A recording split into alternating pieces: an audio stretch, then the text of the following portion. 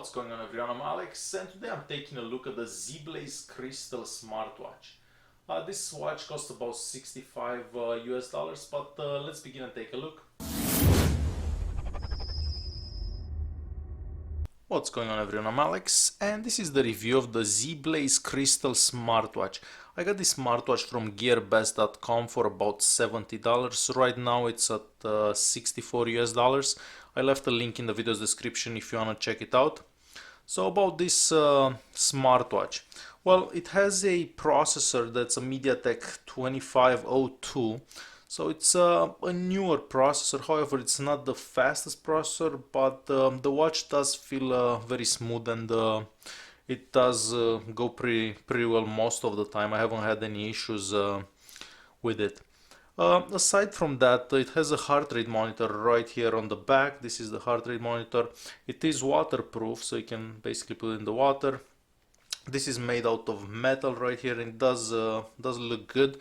Kind of looks a bit like Apple Watch. I was actually asked by people if this is an Apple Watch. I did say yes. The band here, it's made out of leather. It does feel pretty good. It's nice and smooth. However, I would prefer that the band would be a bit thicker.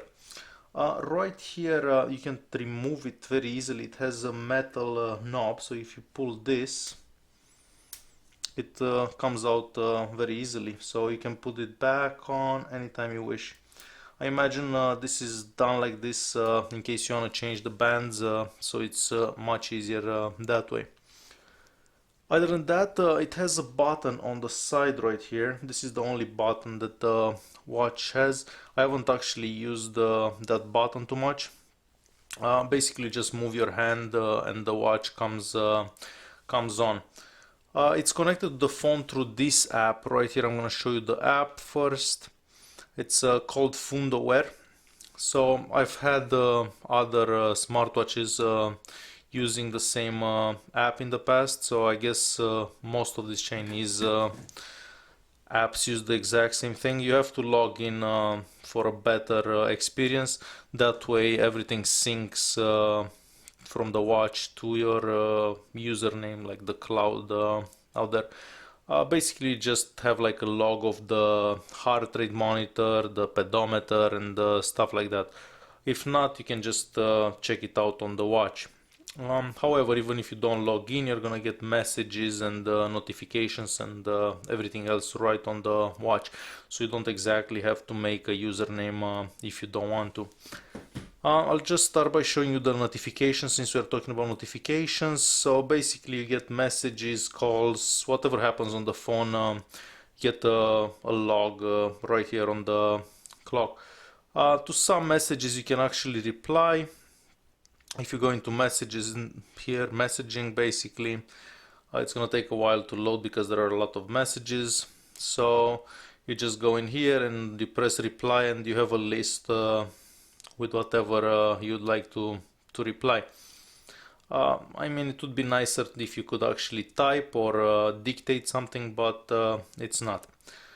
So text messaging, it's very straightforward. The dialer here, very straightforward as well. So you're gonna call any number, and there is a speaker and a microphone in the watch, and you can actually use it. So I'm gonna put the phone here so you can see what happens with the phone.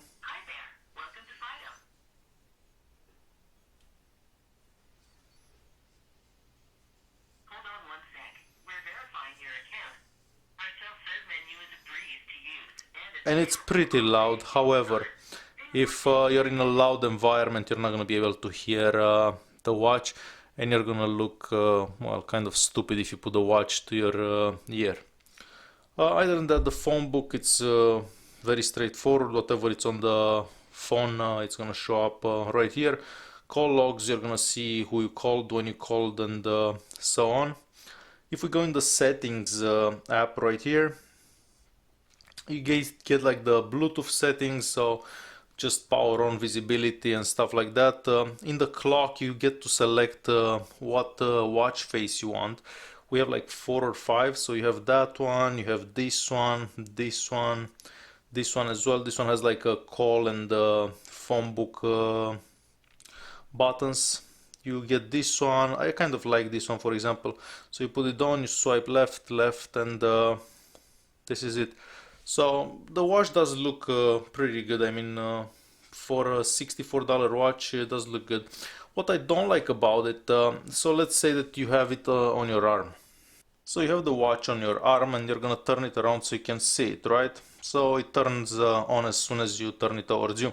But people always ask you, oh, is that an Apple Watch? Is that, what watch is that? So you're gonna move the watch towards them for them to actually see it, and the watch thinks that you're taking it away from yourself, so it shuts off the display. So then you have to do this again and then try that again, and then it turns off again. So nobody can actually see the watch except for you. That could be, well, it couldn't be, it is a bit annoying. Alright, so I was gonna show you the other watch faces here. So we have that one, we have this one here, and that's the one that I've been using for the past few days. So it does work very good. Sound here, you can choose the ringtone for notifications. I don't really like any notifications on this clock. Volume, it was at maximum when you heard it on the speaker there. Display, whatever wallpaper you want to choose. How many apps you can see on each screen. The brightness is set to 3, however it goes much brighter. I do find that 3 it's fine in the sunlight, so I haven't had it more than 3. For motion here, well, you can just turn your arm if you get a notification or something and it shuts up. Wake up gestures basically, so the watch turns back on when you turn the hand towards you, and so on. International, you can basically choose whatever language you want to use on the phone, on the watch. So I'm going to show you what languages are supported. If we go into about here, you can see like the device's name, which is Crystal. That's what's going to show up on your phone on the Bluetooth there. That's about it for the settings app. We have a stopwatch. I'm not sure how many times you're gonna use this, but again, if you're running or something like that, then you can just let it go in the background, then you go back in and it still goes. There is a calculator as well. It is a bit difficult to use it, but it's better than not having one when you actually need one. The quick response here, it's basically, that's a notification, that's how a notification looks. So you basically look at it and you're gonna see that Google now just sent me a notification. So going back to the quick response here, this is basically you'd scan this and that's how you download the app from the Play Store or the iOS, like the Apple Store. You do have a sound recorder here, but you'd have to disconnect from the phone.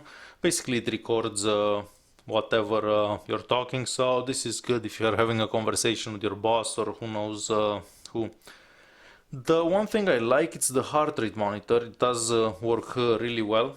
So I'm just gonna hold my hand steady here for a bit.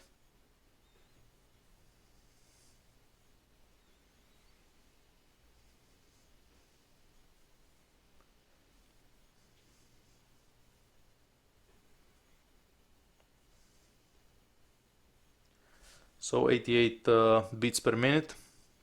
But it has a thing that I like, and we'll press start. So basically this tells you the heart rate like constantly. So this is really good if you are running and you know that you have to be around 120 beats per minute for like the best cardio exercise. So I really like this feature. Like I haven't seen any other watch that has this feature. All the other ones have like the one where like stops right after. So this is an excellent feature. Aside from that, we have a team here. So basically, we have two teams available. So we have this one or the other one that you've just seen before. All it does, it just changes how the watch looks, basically. So not a big deal.